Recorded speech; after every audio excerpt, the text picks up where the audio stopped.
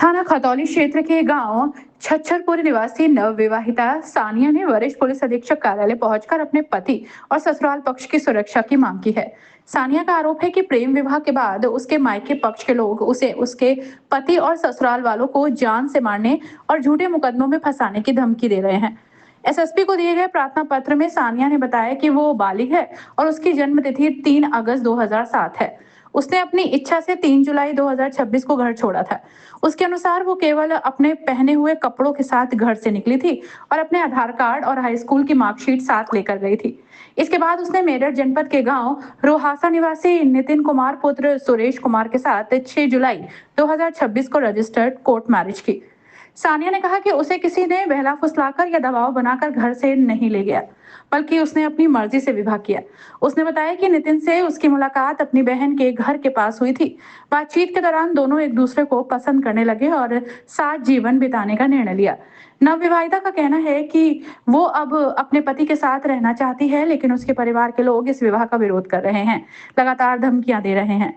उसने एसएसपी से मांग की है कि उसे उसके पति और ससुराल पक्ष को सुरक्षा मुहैया की जाए। मीडिया से बातचीत में सानिया ने कहा कि उसने अपनी पसंद से नितिन से शादी की है। उसके अनुसार शुरुआत में उसे नितिन की जाति की जानकारी नहीं थी।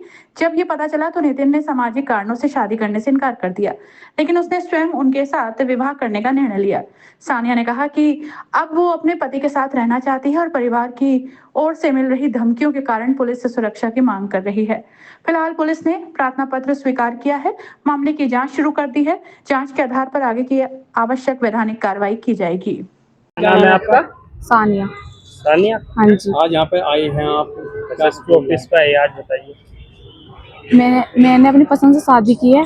किससे की है? नितिन से। कहाँ का रहने वाला है? रुहासे का।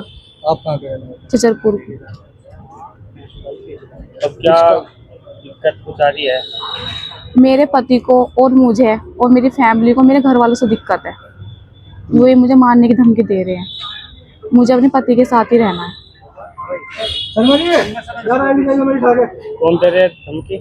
मेरे घर वाले। क्या कहते हैं? मारने की धमकी देते हैं। आप उनमें कुछ नहीं आया, उसकी शादी आपकी शादी नहीं।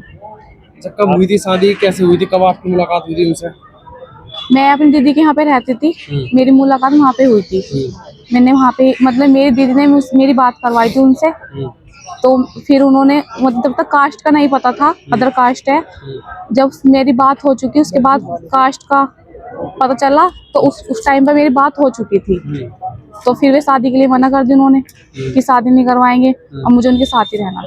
तो शादी कर लिया? हाँ जी, शादी कर शादी की ली है? 6 तारीख को की है। 6 जून को? हाँ क्या जी। चाहते हैं आप लोग? अपने पति के साथ ही रहना चाहती हूँ। अच्छा।